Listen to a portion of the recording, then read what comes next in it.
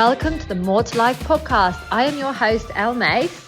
And we are joined today by Stefaine Sword Williams, who is a speaker, founder and author of Fuck Being Humble. Hi, Steph. Hi, thanks so much for having me on the podcast. Oh, thank you for coming on. How are you today? Yes, I'm good. I'm looking forward to it being the weekend, not going to lie. It's been a busy week, but I'm happy to be chatting with you today. Amazing. You've been all over the place, haven't you, recently? Yeah, it's been a busy year, a lot of travel this year, which has been fun. But my most recent trip to New York was quite stressful as my bags didn't arrive. My flight was delayed, couldn't get on the flight, lots of drama, which is not what you need before you're going to go do big talks in the States. But overall, the travel's been great and I've really loved Being a Humble Message Global. Yeah, amazing. So when did your book actually come out?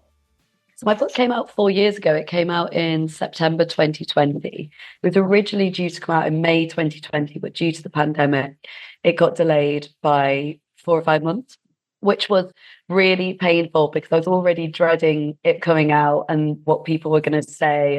And then I had to sit for an extra 3 or 4 months just sitting there stewing, being like, oh God, and I was building up this panic and dread and anxiety. And eventually it came out in September 2020. It was obviously quite upsetting in terms of, from a launch perspective, I couldn't do a book tour, book launch, any of those things. So it was when we could only have 30 guests party during that time. So I had a gathering with friends and family, which was lovely. But apart from that, I didn't really get to do the big book tour across the country that I anticipated. So yeah, it was a slightly sad launch moment, but still super proud of the book.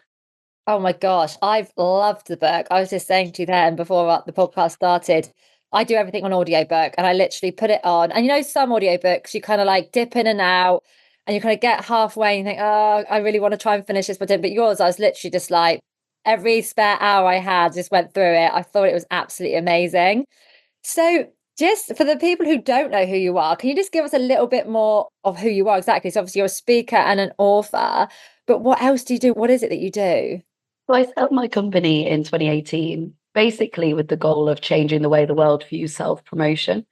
My whole thing was whenever I mentioned the word self-promotion, people would shudder, they would be awkward, they would dismiss it, or they'd run a mile.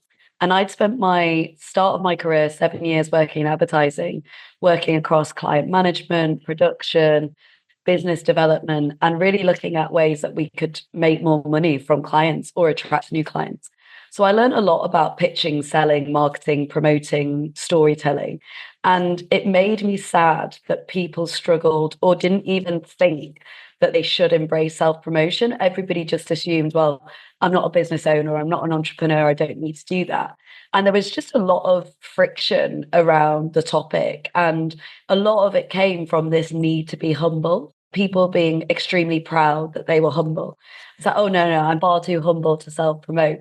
And it got me thinking about the fact that that message and that mindset doesn't actually serve you. And I spent my career working in advertising in it, but I really want it. And the truth was, when you're working for another company and you're not in control of what you approve or don't approve, it makes it quite difficult to do that.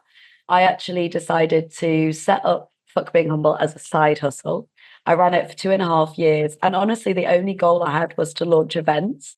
I just wanted to host events where I would speak at them, deliver a workshop, host a panel discussion, and get people to learn more about how to self-promote, how to network, how to negotiate, these core skills that we've always wanted to be good at. But most importantly, through a lens of a brand that spoke to people on an individual level, because I felt up until this point, career development was just really boring and dry and corporate and often led by like an old man in a shit suit with a PowerPoint presentation. And especially at work, people dodge going to training and development sessions. People would be always busy when they were on because nobody enjoyed attending them. So I really wanted to look at a way of how could I take all the knowledge I learned from working in the advertising industry and create a brand that emotionally connected with people and motivated them to behave and act differently, and do that on a mass scale. But most importantly, just really empower people to take pride in what they do and get what they deserve. So the business runs as a consultancy where I deliver training, talks and workshops to employees internally at businesses. I work with brands on partnerships. If they ever have a campaign, an initiative, a program that would benefit my audience, I explore a dual partnership where we'll look at a way to deliver that message to my community. Or I work one-to-one with people. So I've recently started a public speaking one-to-one service, and I deliver community events. I launch products, digital products, webinars, courses, things that an individual can also benefit from. Okay, so you're busy. This something that started off smaller has now literally just expanded.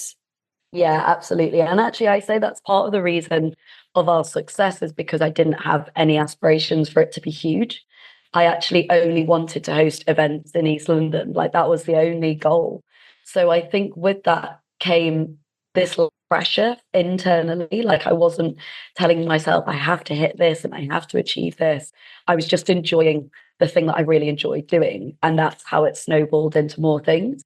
So that whole mindset of having low expectations was super important actually, because I think that's what allowed me to not be stressed at the beginning that this new venture had to be successful.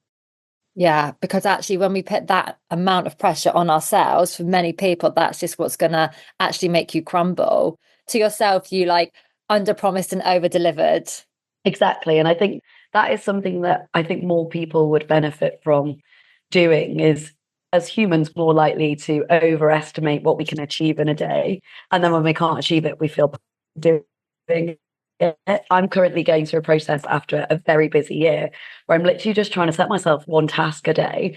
And I know that might seem like not a lot, but sometimes we have to pull back our expectations and then we can surprise ourselves versus drowning ourselves in an overbearing amount of work and then feeling like we're incapable of doing anything.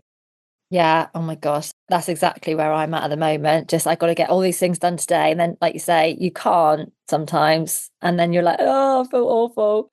So, what was little Stefanie like then? We're going to find out a bit more about you in your present moment as we go through. But what was life like for little Steph? My dad would say I've probably been public speaking since I was about 4. I loved drawing, I loved art. Even little things like me and my sister always used to love putting on like dance shows and puppet shows with our like toys or whatever it may be. So we were definitely raised to be very, yeah, communicative, I guess. Like that was part of our childhood. We were very open and we traveled a lot as well because of my dad's job. I was born in Spain and we lived there for 5 years as a family. Then we moved to the UK, then we moved to the US and we lived in New Jersey for a few years. And then we moved back to the UK. And my dad continued to sort of live abroad. So he moved to Asia for 10 years and we would go out and see him quite a lot. So I had a lot of early travel experience and starting new skills, making new friends, blending into new environments. So I think that was a big part of that one, that appetite to go see the world, take my business far and wide, have that momentum to go do it because why not? And the world is your oyster sort of thing. But also, I think it really helped develop those early skills of being adaptable, being good with communication, being able to speak to different people, moving through things like rejection and blending in or making friends with new people. All of that was learned and developed before the age of like 12. So I think that was a really big thing for us. But yeah, definitely right through to my teen. I was always into the creative industry. So all of my subjects that I chose for school, I did like art, media, and textiles because there were no exams. But I also loved these subjects, but I hated doing exams and I struggled with actually doing well on exams because I felt very under pressure and I never performed as well on exam-based topics. But with things like textiles, art, media studies, it's majority coursework. And I actually excelled so much in that because I wasn't held under pressure over a short period of time. It was more about your body of work over an extended period of time. And actually, that was definitely something that I think helped me grow and succeed through school was actually leaning into what I was good at and what I enjoyed, as opposed to feeling pressured to follow the passions of other people, because my family were definitely more on the academic side and they would appreciate my drawings or the things that I've done, but they definitely weren't into that world. So I think having that courage to pursue those interests at that age has definitely been something that has set me up in later life, but I think continues to enable me to explore and be curious about the work that I'm most fascinated by during the times that I'm most interested in them. Yeah, and that's amazing that you did that, because actually then that would have built up your natural confidence in yourself, because through school you were doing something that you were good at and enjoyed. And I think for so many people, we have our confidence knocked at such a young age because we're trying to get the best grades in maths, or we're trying to do subjects that actually we just don't like and also find challenging. I think also, and it's something I'm working on a new project at the moment and looking at some of the influences that affect why we are so addicted to work. And a lot of it, I think, is those early messages we receive of when you say you're going to do art and people saying, well, where's that going to take you? You're going to be famous and rich when you're dead. You know, those sorts of like stupid statements that people used to say back in the day when I was growing up, for sure. And actually, I think there's a lovely quote that I saw, which is, instead of worrying about the 5-year plan, just follow what you want to follow in this moment that you're really drawn to, and just follow that curiosity. And I think it's not always financially viable, and sometimes you might need to have a job on the side to do that, and absolutely understand the logistics side of it. But we do often go down paths that are not serving us or weren't right for us in the first place, knowing that we're actually on something else. And I think that's where I'm moving closer to a direction that I feel suits me more. Yeah, yeah. You were obviously employed, I'm guessing, when you were in your marketing, and then you became self-employed with your business. Did you have any comments or reservations from family or friends on, oh, are you sure you want to go and do your own thing? You got something really safe going on here? So I'd been working in advertising for 7 years. And as I said, I'd built up a really strong career. I'd been getting a promotion like every year and was really happy with the work I was doing. But the growth, as fuck being humble, happened quite quickly. So I got a book deal in the first 6 months. The events were growing quite substantially. I remember the first event was like 30 people, and 3 months later, it was 180 people, all word of mouth. And it was that kind of growth that was signaling to me that this could be bigger than what I'd been anticipating. But actually, if anything, it was me who was a bit worried about this not working. And lots of people were saying to me, why don't you quit your job? Why don't you go for it? And I needed to personally figure out how I could financially make it viable. So I did all the revenue streams I could make. And it was actually more about my internal dialogue of, can I make this work? When I did it, I actually did it in March 2020. And that was 2 weeks before the pandemic hit. And I had like 6 months worth of business lined up. And literally overnight, I lost it all because all companies pulled their spending. The only blessing was that we were in lockdown spending no money. I had the advance from my book to keep me going for a little bit through that period. And then I was hosting weekly webinars. And that was enough money to kind of keep me going during that period because we weren't actually spending any money at the time. I remember my old company got in touch and said, do you want to come back and work for us? We know you just quit, but it's a tough time. So if you need some more part-time work or anything. And I was really adamant, like, no, I'm going to make this work. I think that it was a bit of a blessing and a curse in that way. It was deeply upsetting that I'd lost all this work that I'd lined up, but we were living at a time where I needed less. So again, with that pressure at this leap, and I'd done it during the most ridiculous time, but I didn't feel that external pressure from other people, I guess, because I'd been proving the validity of the message for the last 2 years. It had been the sign and the kind of thing that was inevitable that it was going to come anyway. Yeah, and it sounds like you actually just have some amazing people around you who are just really supportive and can see your vision like you can as well. So you kind of touched a little bit there, I think, on imposter syndrome when you said actually it might have been a little bit more on you rather than anyone else. Where would you say the connection here? At the start, you said about people being too humble so don't self-promote. Do you think that is connected at all to the imposter syndrome, or do you think that's different? I think there's many reasons we don't self-promote. I think we don't self-promote because we don't have good role models that exhibit the best ways for us to do it. I think we don't self-promote because there's a narrative that people have been told it's tacky or it's trashy or it's vulgar to self-promote. But what I would say on that is the people who often make those comments are the ones that are in a position of privilege where they don't have to self-promote. I was actually speaking to someone about it recently where if you grew up with a trust fund or certainty that everything was going to be fine, then you won't have ever had to put yourself out there and try these things. But for the majority of us, that's not the case. So I think there's definitely a mixed narrative in society and culture. I think imposter syndrome comes into it. Imposter syndrome is that feeling of being an imposter even when you actually are established or you can do these things. And I think it's more about the fear of judgment. I think the biggest thing that stops us is fear of judgment. It's not that you're an imposter in the space. It's even if I'm the best in the field and I know it and everyone else knows it, will I be judged for self-promoting? Everything comes back to this fear of what will other people say. And I always say to people, if you could look into a magic ball and it was going to say to you, everyone's going to adore you for self-promoting. In fact, you're going to be award-winning. You're going to be a role model. You're going to all these things. Everyone would do it tomorrow. It's the fear of not knowing what could come from it. And especially for women, where we are just, sadly, we are treated differently for self-promoting. We see it in politics. We see it as celebrities. We see it as entrepreneurs, business owners. We see it in so many different examples that it's absolutely fine and never commented on when it's a man. But there is always a comment about the way a woman has self-promoted or the way she has shown up, whether it is the way she's dressed, whether it is the way she's spoken, her abrasiveness, whatever it might be. Women just experience more commentary on it. Unsurprisingly, that is why women are more fearful of it, because we are more susceptible to receiving negative criticism. So I think for me personally, what I try and encourage people to think about is all the possible benefits that could come. And I did a post on this where I was like, here's a long list of benefits that could come from self-promotion. You could be a role model, you could get promoted, you could secure a new opportunity, you could make more money, you could build a strong network, you could experience something new. I gave about 20 things.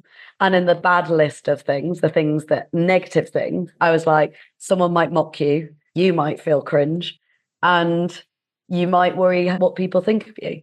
That they really are the only thing. The long list of benefits always outweigh the negatives that people worry about, but we would rather hold on to the negatives than put ourselves out there. And that's really what I try and do with definitely our social content, is give those regular little nudges and reminders that the more we do it, the better results we will see. The more we sit in silence, the more likely we'll be disappointed. Yeah. And you actually just have to detach in life, don't you, from worrying about what other people think. Like, there are some people, it doesn't matter what you do, they are going to find something negative to say about you. Even if you do something really amazing and heroic, someone will say it's for attention seeking. You're always going to have those people. And I think you've just got to detach. And how do you find that now you've been doing your business so long? Where are you at with fear of judgment and detachment? It's a really good question. I actually did a post on this not long ago. So the book has been out 4 years now. It's sold over 10,000 copies. I know it's helped so many people. But LinkedIn actually did a promo of it. And it was like LinkedIn Book Club. And they promoted Fuck Being Humble. And I just knew I was going to get backlash. I just knew it, because LinkedIn can be a really positive space, but it can also bring out some of the worst people. Yes. And I started to get some quite gross comments in the comment section. And I actually could feel it. And I was like, oh, this is so upsetting. But for me personally, I just always have to remind myself of the audience that loves my work. You can't please everyone, so there's no point in trying. And to your point, you could be a hero and still be a villain.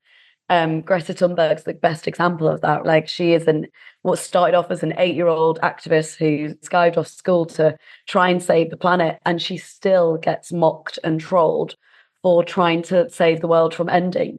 However, a teenage activist can get trolled by adults for trying to save the world. Of course, I'm going to get trolled, and of course, I'm going to get comments for saying something that goes against society's standards. I also got slammed in the Financial Times in the first 3 months of running Fuck Being Humble. This journalist wrote a horrible article about why self-promoters weren't welcome in her inbox. And she wrote 3 paragraphs about me. She didn't allow me to comment. She didn't interview me or my audience. She literally just saw the name of the business and just went to town. And the comment section was horrible. And I was featured in the Times early on, and the comment section wasn't nice. And I guess when you experience that in the first 3 months of running your business, you're a bit like, oh, well, what else are you going to throw at me? Like, I've probably heard it all before. I remember a guy DM'd me on LinkedIn. I think I know what you're doing, but you've picked the worst name ever. I hope nobody falls for your rotten lies. I've had so many people share these things. And I just think the mistake we make as creators and entrepreneurs and anyone who wants to put something out into the world is that everyone's going to love it, and they're not. And that's okay. And I still, to this day, I think what I've learned to do is preserve my energy. Someone's like, oh, that's interesting. I immediately go, oh, I'm not even going to engage conversation with you then. In the past, I would have felt the need to validate myself and prove myself and change their mind. And now if I get any whiff of disapproval, I'm like, well, why would I spend my energy focusing on you when I could be helping the people that do believe in it? And that's honestly the best way that I've worked through any sort of negativity with that. Yeah, I love that. I think that's so right. Like at the end of the day, you are there and you're giving information and you're giving tools, and it's people can read and research as much as they like. And the ones that resonate with you will learn from you and take it. And the ones that want to go and try something else can try something else. Exactly. It's just about not taking it personally, I think, and knowing that on one side of the internet, you'll have people that are absolutely obsessed with Elon Musk. And then on the other side, people absolutely detest him, myself included. I think it just shows you the world is allowed to have different opinions. I think our need for people pleasing is actually what stops true creativity. Yeah. And as you're talking, like we're talking very business minded here, but I also have a lot of clients that are looking for relationships. And I think everything that you've said in this podcast is basically transparent in that way as well, isn't it? Yeah, I think when it comes to relationships in any form, whether it's friendships, networks, romantic, I think you have to be doing something to put yourself out there. Mm. I know from my own experience when I was single and some of the things that didn't work for me, but the feeling defeated, feeling helpless, feeling like nothing ever happens for you, all of those things, and staying in, and I say this about networking, you'll never meet someone if you sit in your living room. You just won't. And that goes for any form of relationship. So you have to be asking yourself, what are you proactively doing to put yourself in spaces where you will meet people that you are aligned with? And whether that is the exact contact or the exact connection you're looking for, it's about thinking about, well, what if they have a network, or what if there's an expanding group that person introduces me to that person? Some of my best professional and personal opportunities have come through networks and has come from me leaving my house and going to be in a room with other people that I wouldn't have normally been in a room with. So I think it goes for any type of relationship you want to build, is asking yourself, like, what rooms are you proactively putting yourself in where you could meet people that you positively align with in any shape or form? Because when you're not doing that, all we're doing is restricting ourselves from meeting the 7 billion people on the planet. Yeah, definitely. We've only got a couple of minutes left. What I would love to know is maybe just a couple of top tips. So let's say someone's listening now, they've got their business and it's not going where they want it to go, and maybe self-promotion is one of the things that's holding them back. What like 2 steps can they take? What could they say? What could they do? My first thing is really asking yourself, where do you want to be and how can you make your self-promotion work for that? To give you an example, I really wanted to be a TED speaker. It's always been on my like bucket list dream thing. And when I was working in advertising, I was sat behind a desk, sending emails, taking shit from every angle, people speaking to me like crap, wasn't doing anything, but TED would call me up and go, hey, you should speak on our stage. And it was that reckoning that I was like, right, well, I need to start putting something out there. And that was how I grew for being humble. Obviously, I grew it out of the insight that we're too humble. But from a personal goal, it was like, no, I want to be a TED speaker. So if I want to be a TED speaker at any point in my life, I need to start putting stuff out there. I need to be speaking on channels. I need to be showing up. I need to be putting ideas out to the world so that someone somewhere could see it and go, you should speak at TED. Honestly, was the complete career change moment for me that made me look at self-promotion in a much more strategic way. Because if TED is the goal, then I need to start posting video clips. I need to start writing things. I need to start being seen as a speaker at events. You build your self-promotion strategy around those goals. And then the second thing I think is really helpful is more in an immediate sense is try writing down a bio about yourself for next year. of where you'd like to be. We often write bios in the present tense, but try write that bio of what you would like your future self to be. And it doesn't have to be next year, it could be any point in your life. But writing that down and asking yourself, who are you? Where are you? Who are you with? What have you done? What are you proud of? How are you living your life? How's your mental health? How's that work-life balance? And when you write it out like that, you can actually think about what steps do I need to take to get to that version of me. I actually have seen loads of videos on TikTok of people writing this out and then getting ChatGPT to write down a day in the life in order to reach that goal. And I actually love that as an idea. I was like, that is where we can use AI as quite a clever tool. But I think sometimes we get so stuck in our existing situation, which can be unhappiness, can be distress, can be a lack of hope. So we have to constantly look forward to what could that be? Who do I want to be? And how am I getting to those steps? Because that's the most important thing. We can always have this, oh, I'm not there yet. I'm not where I want to be. I could be doing better. I could be doing more. And actually, what ends up happening is people are not taking those actions to get there. It's easier to blame ourselves and criticize ourselves than it is to go, okay, well, if I do want to be a TED speaker, start hosting an event series. And that's scary, because you're putting yourself at risk of people not attending or having empty seats or people saying the event was rubbish. Oh, well, then it's much easier to say I'm just not where I'm at in life. So we have to having a little bit of accountability of when we map out that future version of ourselves and those dreams that we would like to achieve, what are those actionable steps we're taking to get there, even if they are scary? Because when we say we're not where we want to be, we often have the control over that. We're just choosing not to take the steps forward. Yeah, because it is scary. It is so scary. But then you don't grow. You don't feel scared, you don't grow. Well, thank you so much, Steph. This has been absolutely amazing. Where can people find you on socials and your book? Of course. So as the self-promotion queen, I shall be plugging every channel. You can buy my book. It's available in print and audio on Amazon and other local retailers. Follow us on socials at FBeingHumble across Instagram and TikTok. And you can connect with me on LinkedIn and head to fuckbeinghumble.com. Very easy URL to remember to check out our talks, workshops, products, services. And if there's anything that you want to connect on, please feel free to drop me a DM or an email. Amazing. Thank you so much, Steph. Thank you for having me. It's been lovely to chat. If you enjoyed listening to this episode, then please head over to give us a rating. We would really, really appreciate that. And as a return, send us a screenshot of your rating and we will send you a free 45-minute hypnosis for absolute daily motivation. This is a must listen to every day in order to create your best future self.